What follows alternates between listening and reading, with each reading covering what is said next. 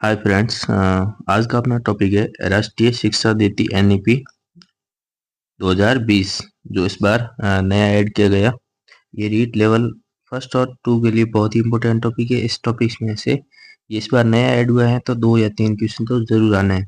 तो इस टॉपिक को आज अपन पूरा विस्तार रूप से देखेंगे। इस एक वीडियो में अपन पूरी एनईपी देख लेंगे।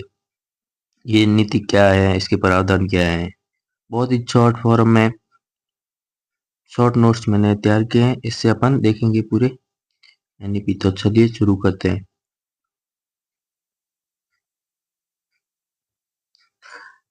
राष्ट्रीय शिक्षा नीति एनईपी 2020 ये कब आई थी? 2020 में आई थी। तो इससे पहले थोड़ा सा बेसिक जान लेते हैं। जैसे अब तक टोटल कितनी शिक्षा नीति आई है? 3 आई है। प्रथम शिक्षा नीति, सेकंड और थर्ड।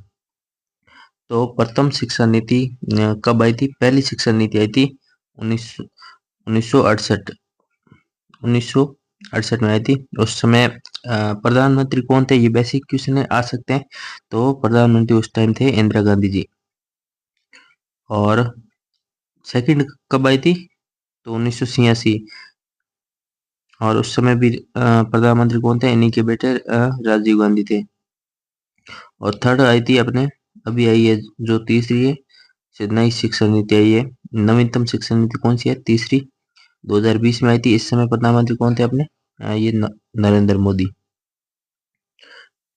आगे देखते हैं कि एनईपी 2020 की जो पृष्ठभूमि है ये फिर क्या है, ये कब शुरू हुई थी या फिर पूरा। तो ये जनवरी 2000 सबसे पहले ये जनवरी 2015 में MHRD मानव संसाधन विकास मंत्रालय द्वारा नई शिक्षा बनाने की घोषणा की। जो अपना मानव संसाधन विकास मंत्रालय था उसने नई शिक्षा नीति बनाने की घोषणा कब की थी? वो की थी 2015 में।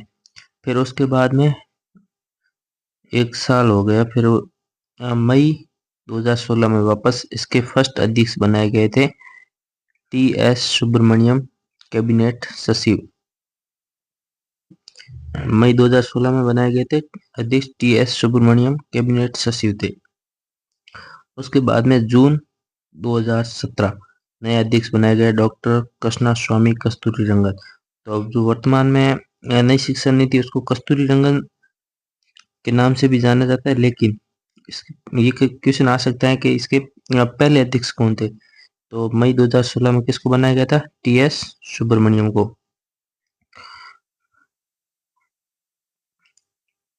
उसके बाद में अपना टाइम आता है 29 जुलाई 2020 को नई शिक्षा नीति को MHRD जो था उसके अध्यक्ष वो कौन था? रमेश पोखरियाल निशंक द्वारा। जो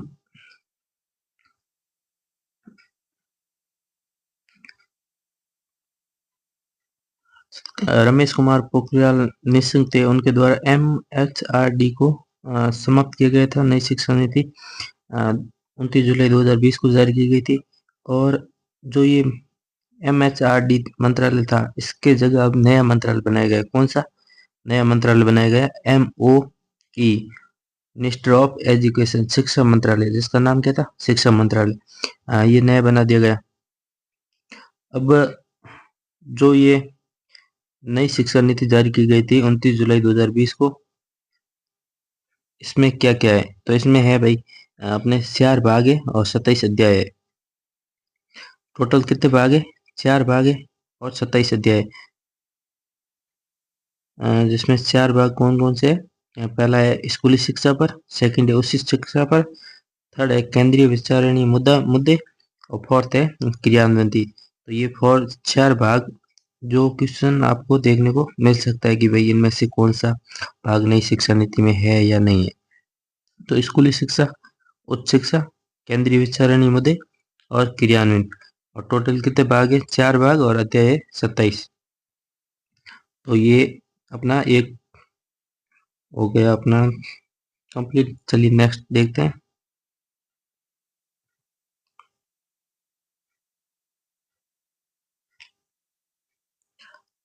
आगे अपनी नई शिक्षा नीति की आवश्यकता क्यों पड़ी? भाई ऐसी क्या आवश्यकता पड़ी जो नई शिक्षा नीति लेके आए। शिक्षा नीति तो पहले थी भारत में 1986 वाली, तो फिर क्या आवश्यकता पड़ी? तो उसके लिए है भाई कि सतत विकास लक्ष्य को प्राप्त करने के लिए नई शिक्षा नीति बनेगी।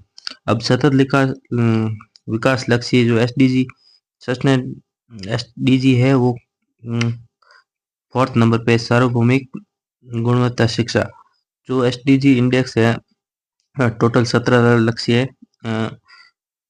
जो मैंने एसडीजी पे पूरा वीडियो एक बना रखा है, वो आप देख सकते हैं। सार्वभौमिक गुणवत्ता शिक्षा जो 4th नंबर पे है, उसको प्राप्त करने के लिए भाई एसडीजी इंडेक्स 4th को प्राप्त करने के लिए नई शिक्षा नीति की जरूरत पड़ी।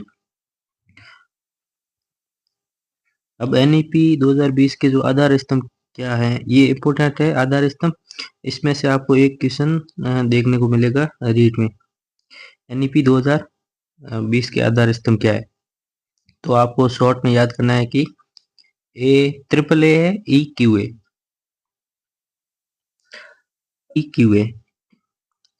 पहले ए का क्या अर्थ है? एक्सेस। आप इसको इंग्लिश में याद करें या फिर हिंदी में, वो आपकी मर्जी है, लेकिन इंग्लिश में आप याद कर सकते हैं जिससे आपका याद जल्दी हो जाएगा। पहले ए का मतलब है एक्सेस, मतलब पहुंच। सेकंड ए का मतलब है एफोर्डेबिलिटी, मतलब वहनीयता या फिर किफायती। और थर्ड ए का मतलब है अकाउंटेबिलिटी, मतलब उत्तरदायित्व। और फिर है ई इक्वलिटी एंड, मतलब उसका अर्थ हो गया समानता। और लास्ट है 5th नंबर पे क्वांटिटी यानी क्वालिटी यानी गुणवत्ता। तो एनईपी के आधार स्तंभ क्या क्या है? 3A E Q. तो ये इसके पहुंच, किफायती, उत्तरदायित्व, समानता और गुणवत्ता, ये इसके आधार स्तंभ है। तो आप ये इम्पोर्टेंट है, याद करो। शिक्षा नीति के मार्गदर्शक सिद्धांत। जो भाई शिक्षा नीति है उसके मार्गदर्शक सिद्धांत क्या है? शिक्षा एक सार्वजनिक सेवा है। शिक्षा शिक्षक और शिक्षा की दूरी है। प्रत्येक बाल में विशिष्ट योग्यता होती है, उसकी पहचान करना और विकास करना। ये जो नई शिक्षा नीति है उसके मार्गदर्शक सिद्धांत है। मानवीय एवं संविधान के मूल्यों का विकास करना। जो स्वतंत्रता, न्याय, समानता, ये संविधान में दे रखे हैं इसकी। नेक्स्ट अपन देखते हैं, स्कूल स्तर पर संकाय या वर्ग को समाप्त किया जाएगा।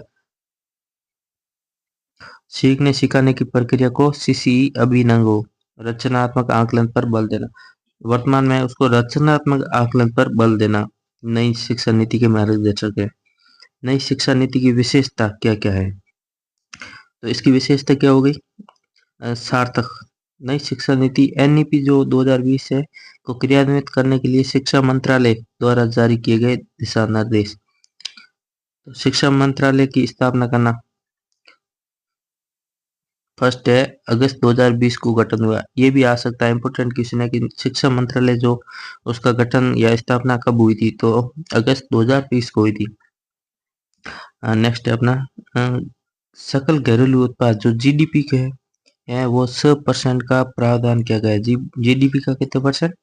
100% का प्रावधान किया गया। और मोस्ट इम्पोर्टेंट है, आप इसको मोस्ट इम्पोर्टेंट लगा दो। ये मोस्ट इम्पोर्टेंट है नवीन पैटर्न। जो शिक्षा नीति है उसका नवीन पैटर्न क्या है? वो है 5-3-3-4, 5-3-3-4। तो ये 15 वर्ष के लिए है। 15 वर्ष का टोटल मैनेजमेंट इन्होंने किया है। 5-3-3-4 ये आपको याद करना है क्रम वाइज। 5-3-3-4, 53-34। आप इसको याद कर लो, ये आपको एग्जाम में देखने को मिलेगा। इसमें क्या है, ये टोटल 15 वर्ष का प्रावधान किया गया है, लेकिन ये याद करना है जो बालक है या बालिका है उस स्टूडेंट्स के लिए एज क्या डिसाइड की गई? स्टूडेंट के लिए एज की गई है 3 से लेके 18 वर्ष तक। भाई 3 साल का जो बालक होगा वो स्कूल जाना स्टार्ट करेगा या अपनी शिक्षा को स्टार्ट करेगा, और 18 वर्ष तक वो जो विद्यालय शिक्षा है उसको पूर्ण कर लेगा। तो इसमें क्या क्या है भाई? 5 साल 5 वर्ष के लिए क्या क्या प्रावधान है, वो है 3 वर्ष से लेके 8 वर्ष तक पूर्व प्राथमिक से लेके कक्षा एक व दो, एक वो दो, इसको क्या बोलते हैं, फाउंडेशनल स्टेज। तो ये जो फाउंडेशनल स्टेज है वो कितने साल तक होगी, ये 5 वर्ष तक होगी, लेकिन जो स्टूडेंट की एज है वो क्या रहेगी, 3 से लेके 8 वर्ष तक। तो ये हो गया अपना पहला इसमें। और सेकंड है फिर कक्षा एक और दो से पहले, दो तो ये हो गई, तीन है प्री कक्षा, वो प्री केजी वो हो जाएगा। फिर इसके बाद में 3 वर्ष तक, जब स्टूडेंट 8 से 11 वर्ष तक होगा, वो कक्षा 3 से 5 तक पढ़ाई करेगा, वो कौन सी होगी, प्री स्टेज। और उसके बाद में जब और 3 साल का है, वो वो क्या होगा, जब स्टूडेंट 11 से लेकर 14 वर्ष तक होगा, तब कक्षा 6 और 7 8 तक वो ये उत्तीर्ण करेगा। तो ये कौन सी स्टेज हो गई, मिडिल स्टेज। और उसके बाद में लास्ट है कि 4 साल, 14 वर्ष से लेकर 18 वर्ष तक होगा, तब 9 से 12 तक जो है वो पढ़ाई करेगा, वो कौन सी होगी, माध्यमिक स्टेज। और अब 9th कक्षा में ही सेमेस्टर प्रणाली इस नई शिक्षा नीति से शुरू कर दी जाएगी, 9th से 12 तक। तो ये हो गया नवीन पैटर्न है कौन सा, फिफ्थ, 3 3 4 15 वर्ष तक। नेक्स्ट अपन देखते हैं, अब उपयुक्त नवीन पैटर्न को लागू करने के लिए जो पीएम श्री योजना है ये लागू की गई, पीएम श्री स्कूल एज बनाई गई। श्री है वो कब शुरू किया गया था, 5 सितंबर 2022 को किया गया था, प्रधानमंत्री स्कूल फॉर राइजिंग इंडिया। अब इसके लिए क्या करेंगे, प्रथम चरण में 17,500 स्कूल खोले जाएंगे, प्रत्येक ब्लॉक में 2 स्कूल खोलने का प्रस्ताव है। प्रत्येक ब्लॉक पर कितनी स्कूल, 2 स्कूल खोलने का प्रावधान है। तो राजस्थान में वर्तमान में टोटल कितने ब्लॉक है, 358 इंटू 2 कर दो 716। तो राजस्थान में वर्तमान में कितने 716 स्कूल खोलने का प्रावधान है। नेक्स्ट अपन देखते हैं राष्ट्रीय शिक्षा नीति के अध्याय, राष्ट्रीय शिक्षा नीति के अध्याय जो अभी देखे थे 4 अध्याय थे, उसको अपन क्रमवाइज देखेंगे शॉर्ट फॉर्म में अपने जो सिलेबस में है उसके अनुसार। फर्स्ट अध्याय ECCE, इसका मीनिंग क्या हो जाएगा कि yearly childhood care and education, जो प्रारंभिक बचपन है उसकी देखभाल करना है शिक्षा। तो पहले अध्याय का अपन बोल सकते हैं टॉपिक क्या है या फिर यूनिट क्या है उसका, फर्स्ट अध्याय का क्या है टॉपिक, तो वो क्या है, yearly childhood care and education. इसमें क्या दे रखा है कि भाई इसमें इसका लक्ष्य क्या है, सबसे पहले लक्ष्य है 2030 तक 3 से लेकर 8 वर्ष तक बच्चों को ECCE उपलब्ध करवाना। इसकी पाठ्यचर्या क्या है, करिकुलम जो होता है वो है 8 वर्ष तक की शिक्षा के लिए एक पाठ्यचर्या का निर्माण किया गया, जिसे NCF ECCE कहा गया, जो अपने 8 वर्ष तक के लिए शिक्षा के लिए एक पाठ्यक्रम का निर्माण किया गया। सेकेंड है अपना एजुकेशन। एजुकेशन क्या होता है, एजुकेशन औपचारिक और अनौपचारिक 2 प्रकार के होते हैं। जो अनौपचारिक शिक्षा होती है वो 3 से लेकर 6 वर्ष तक दी जाएगी आंगनवाड़ी या बाल वाटिकाओं में। इसमें कोई भी किताब वगैरह नहीं होगी, उसको पहले स्कूल या बाल वाटिका, ये आंगनवाड़ी है, उसको वहां तक ले जाया जाएगा जहाँ पर खेल खेल में या फिर खेल खेल में शिक्षा दी जाएगी। इसके लिए कोई बुक्स वगैरह नहीं होगी, उसको सिर्फ वहां तक ले जाना प्रथम दायित्व है। फिर है औपचारिक शिक्षा, 7 से लेकर 8 तक, ये स्कूली शिक्षा प्रारंभ हो जाएगी।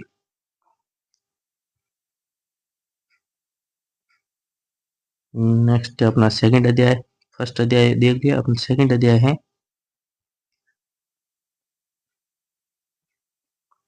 सेकंड अध्याय जो FLN foundational literacy and numeracy, बुनियादी साक्षरता एवं संख्या ज्ञान, ये हो गया अपना सेकंड। इसका लक्ष्य क्या है? 2025 तक 9 वर्ष के बालकों को पढ़ाना लिखाना वो संख्याओं का ज्ञान कराना। ये है उपभोक्ता लक्ष्य को प्राप्त करने के लिए राष्ट्रीय स्तर पर एक मिशन चलाया जाएगा जिसका नाम क्या होगा? निपुण भारत मिशन। जो ये एक मिशन चलाया जाएगा सेकंड अध्याय के तहत, कौन सा? निपुण भारत मिशन। नेक्स्ट देखते हैं अपन, स्कूल रेडीनेस प्रोग्राम करवाया जाएगा। कक्षा 1 में प्रवेश लेने वाले बच्चों को औपचारिक शिक्षा के लिए तैयार करना। अवधि क्या होगी? 3 माह। ये इम्पोर्टेंट है, आप ध्यान रखना कि स्कूल रेडीनेस प्रोग्राम के लिए अवधि कितनी है, तो 12 सप्ताह या फिर 3 माह। थर्ड अध्याय है अपना शिक्षा का सार्वभौमिकरण करना। तो इसका अर्थ क्या हो जाएगा? सभी तक शिक्षा की पहुंच हो, अर्थात ड्रॉप आउट बच्चों की संख्या कम करना। तो शिक्षा का सार्वभौमिक का मतलब ही होता है सभी का, तो सभी तक शिक्षा पहुंचाने का उद्देश्य रहेगा अध्याय 3 के तहत। GER gross enrolment ratio. Gross enrolment ratio मतलब सकल नामांकन अनुपात। इसका लक्ष्य क्या है? 2030 तक GER 100% करना। फोर्थ अध्याय अपना लास्ट अध्याय क्या है? ये पाठ्यक्रम एवं शिक्षा शास्त्र। जो फोर्थ अध्याय है इसका टॉपिक क्या है? पाठ्यक्रम एवं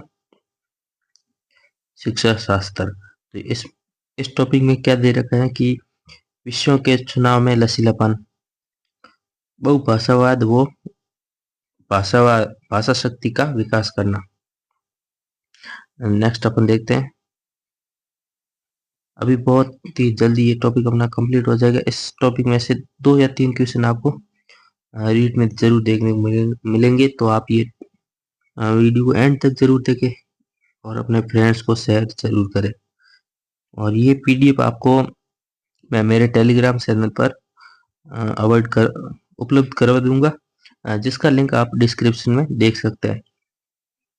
थर्ड नंबर पे क्या है? कक्षा 5 तक मातृभाषा में और आवश्यकता पड़े तो 8वीं तक भी बढ़ाया जा सकता है। भाई इसके जो फोर्थ नंबर अध्याय में दे रखा है कि कक्षा 5 तक तो मातृभाषा में उसको शिक्षा दी जाएगी और आवश्यकता पड़ी तो 8वीं तक। योगात्मक आकलन की जगह रचनात्मक आकलन पर, वहां पर तरह तरह के रचनात्मक आकलन पर बल दिया जाएगा। बहुआयामी होलिस्टिक रिपोर्ट कार्ड तैयार किया जाए, अर्थात 360 डिग्री आकलन हो। नेक्स्ट है अपना नवीन पद्धति जो 5334 के अनुसार पाठ्यक्रम का निर्माण करना। बोर्ड परीक्षाएं एक वर्ष में 2 बार लेने की अनुमति हो। मतलब क्या है? सेमेस्टर प्रणाली स्कूल में भी लागू हो जाएगी अब, ये शिक्षा नीति में दे रखा है। जैसे बोर्ड परीक्षा मुख्य परीक्षा, सेकंड है सुधार परीक्षा। पहले परीक्षा ले ली, उसमें अगर सुधार की आवश्यकता है तो भाई सेकंड परीक्षा ही ले लो, ये हो जाएगा इसका मीनिंग।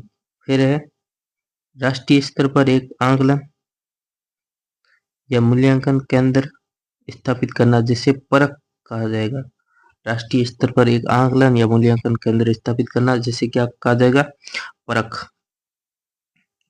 राजस्थान में इसे आकलन प्रकोष्ठ कहा गया है, असेसमेंट कॉल कहा गया है। राजस्थान में इसे क्या कहा गया है? आकलन प्रकोष्ठ। ये RSCERT उदयपुर द्वारा संचालित है। ये इंपोर्टेंट है, किसके द्वारा संचालित है? ये उदयपुर द्वारा संचालित है। नेक्स्ट अध्याय अपना फिफ्थ, टीचर्स। 2030 तक न्यूनतम योग्यता 4 वर्षीय एकीकृत BEd डिग्री होगी। अब 2030 तक 4 वर्षीय जो BA BEd साथ में होती है उसी को प्रधानता दी जाएगी। अब सामान्य क्षेत्रों में छात्र शिक्षक अनुपात, ये बहुत इंपॉर्टेंट है। आप देखना कि क्वेश्चन देखने को मिलेगा आपको कि जो सामान्य क्षेत्रों में छात्र शिक्षक का अनुपात क्या होगा, तो उस पे ऑप्शन होंगे 20:1, 30:1 या 40:1, 50:1 ऐसे। तो अपना क्या राइट आंसर क्या हो जाएगा? 30:1, मतलब 30 स्टूडेंट पे एक टीचर्स की व्यवस्था करना। शैक्षिक दृष्टि से पिछड़े क्षेत्रों में छात्र का अनुपात क्या होगा? 25:1। तो कहीं पर भी पिछड़ा इलाका है वहां पर जरूरत के ज्यादा है कि बच्चों को ज्यादा जरूरत है पढ़ाई की, या फिर जो पिछड़े ज्यादा है उनको बेसिक चीज नहीं है, तो वहां पर कितने? 25:1, 25 स्टूडेंट पे एक टीचर्स की व्यवस्था करना, ये हो जाएगा यहाँ पर। और सामान्य क्षेत्र पर कितनी है? 31। अपना नेक्स्ट है कि सतत व्यावसायिक विकास के लिए प्रतिवर्ष शिक्षक को न्यूनतम 50 घंटे का प्रशिक्षण में भाग लेना अनिवार्य। ये लोग शिक्षक लोगों के लिए 50 घंटे का प्रशिक्षण मतलब ट्रेनिंग जरूर अनिवार्य कर दी गई है। शिक्षक शिक्षा के लिए राष्ट्रीय स्तर की पाठ्यचर्या जारी करना, जिसे NCFT कहा जाएगा। नेक्स्ट अध्याय है अपना समतामूलक एवं समावेशी शिक्षा। वो क्या हो जाएगा कि समाज की शैक्षिक दृष्टि से पिछड़े क्षेत्रों, जो सेज कहलाते हैं, स्पेशल एजुकेशन जोन, विशेष शिक्षा क्षेत्र कहा जाएगा। लड़कियों के लिए गुणात्मक शिक्षा उपलब्ध कराने के लिए जेंडर इंक्लूजन फंड खोला जाएगा। नेक्स्ट है अपना CWSN, बच्चों को गुणात्मक शिक्षा उपलब्ध करवाने के लिए कार्य योजना बनाई जाएगी। ये है 6 अध्याय में। 7 नंबर पर है स्कूल कॉम्प्लेक्स SC, विद्यालय परिसर। विद्यालय परिसर की अवधारणा सर्वप्रथम किसने दी थी? वो थी कोठारी आयोग, जो 1964 से 66 तक था। वो विद्यालय परिसर की अवधारणा सर्वप्रथम किसने दी थी? कोठारी आयोग ने।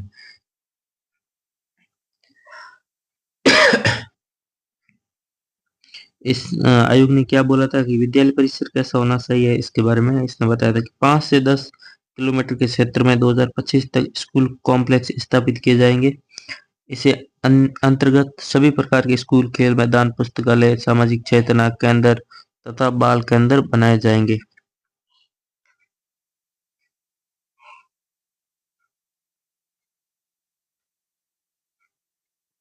नेक्स्ट है अपना इसके संसाधनों का प्रबंध करने के लिए स्कूल कॉम्प्लेक्स प्रबंधन समिति का गठन किया जाएगा। तो इसका प्रबंधन, कॉम्प्लेक्स बना दिए तो इसका प्रबंधन करना भी जरूरी है, तो इसके लिए किसका गठन किया जाएगा? प्रबंधन समिति, SCMC, मतलब स्कूल कॉम्प्लेक्स मैनेजमेंट की का गठन किया जाएगा। नेक्स्ट अध्याय अपना 8 नंबर मानक निर्धारण एवं प्रत्यायन, मतलब प्रत्येक राज्य में शिक्षा नीति के मानकों को निर्धारित करने के लिए मानकों को स्थापित किया जाएगा, जो निम्नलिखित प्रकार से हैं।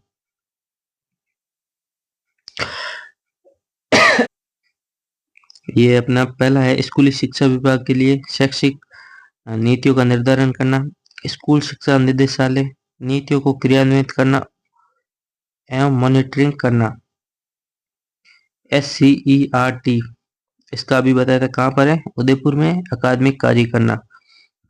इसके बाद में आ जाएगा SSA, state school standard accounting, मतलब राज्य स्कूल मानक प्राधिकरण की स्थापना करना। ये प्राधिकरण राज्य के स्कूलों के लिए मानक निर्धारण करेगा।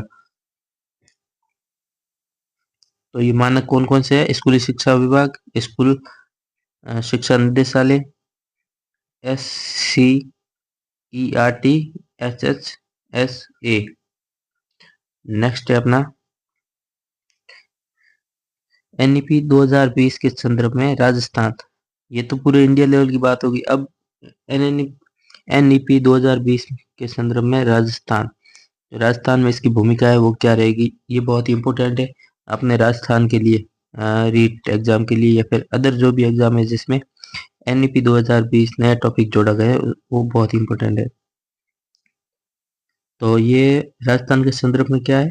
पाठ्यचर्या निर्माण। राजस्थान की 7 DITE डाइट्स के सहयोग से नवीन पद्धति पर आधारित 4 पाठ्यचर्याओं का निर्माण किया जाएगा। वो 4 कौन कौन सी है? पहला है NCF ECCE, सेकंड है NCF SC स्कूली शिक्षा, NCFTE शिक्षक शिक्षा, लास्ट में NCFAE प्रौढ़ शिक्षा। मतलब ये क्या होगा, स्कूल एजुकेशन, टीचर एजुकेशन और EAE।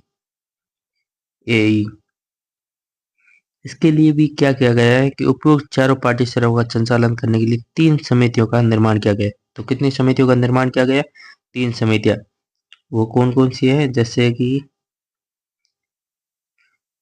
पहली समिति है वो जो NEFECC और NCFSC, मतलब स्कूली शिक्षा, इन दोनों के लिए एक समिति।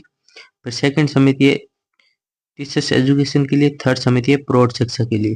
तो 3 समितियों का गठन किया गया है।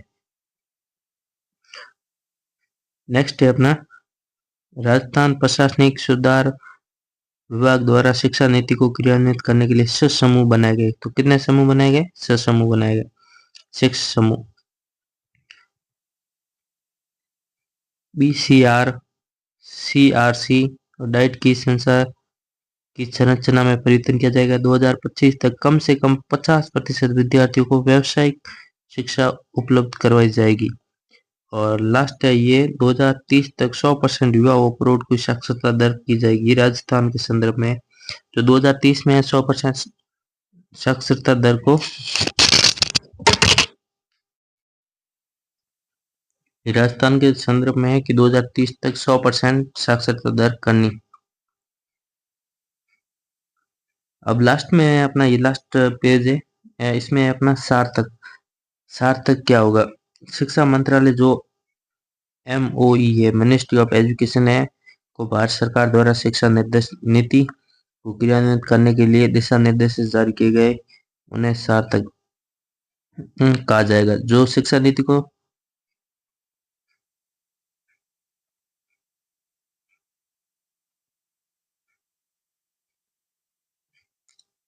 जो अपना शिक्षा मंत्रालय द्वारा भारत सरकार द्वारा शिक्षा नीति को क्रियान्वित करने के लिए जो दिशा निर्देश जारी किए गए, उन्हें क्या कहा गया? सार्थक।